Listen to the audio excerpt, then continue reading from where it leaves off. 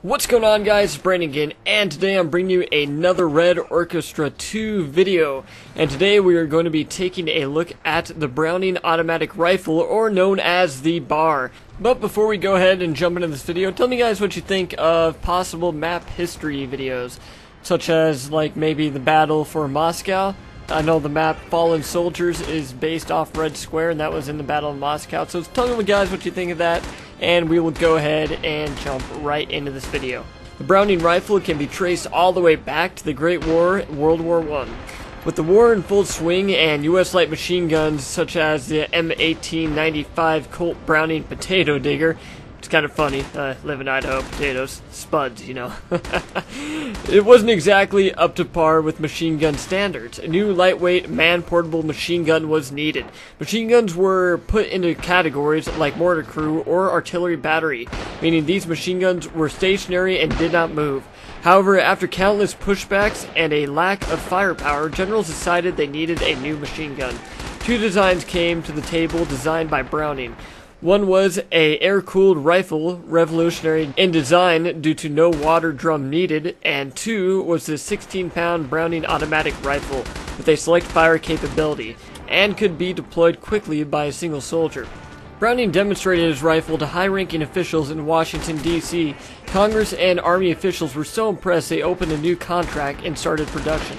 While other weapons such as the Thompson submachine gun came too late in the war, the BAR was the one pivotal piece of equipment that showed much success in the last ending battles of the Great War.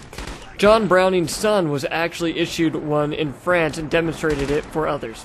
Although the BAR didn't make all that huge of a dent in World War I just because it came kind of later, it sure did in World War II, which brings me to my joke, 3 Nazis walk into a bar. Anyway, it was so effective it even saw action all the way up into Vietnam. The eventual downfall of the BAR was the 30-06 cartridge.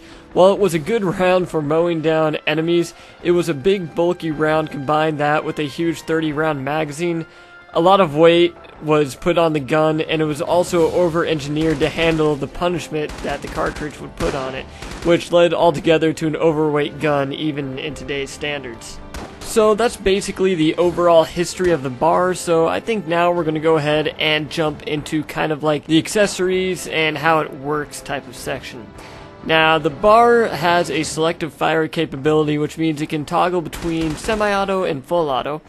It's air-cooled automatic rifle using a gas-operated long-stroke piston rod actuated by propellant gases bled through a vent in the barrel.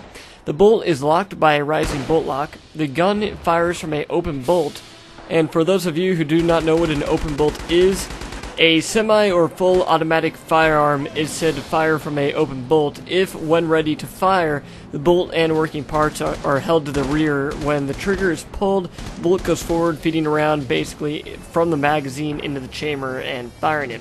Like any other self-loading design without an external power supply, the action is cycled by the energy of the shot. This sends the bolt back to the rear, ejecting the empty cartridge case and preparing for the next shot.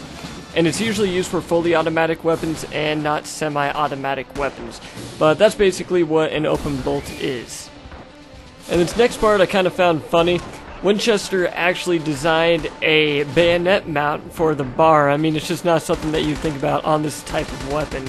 Just sticking a attachable bayonet to it or something like that. Now, later on down the line, the BAR also had other attachments to it that were newly developed for it, like heavier barrels or bipods or other attachments, something along those lines. But that basically sums up my BAR or Browning automatic rifle video. I hope you guys enjoyed this video. It's one of my favorite weapons from World War II, and I hope you guys enjoyed it. But anyway, guys, my name's Brandon, and as always, have a nice day.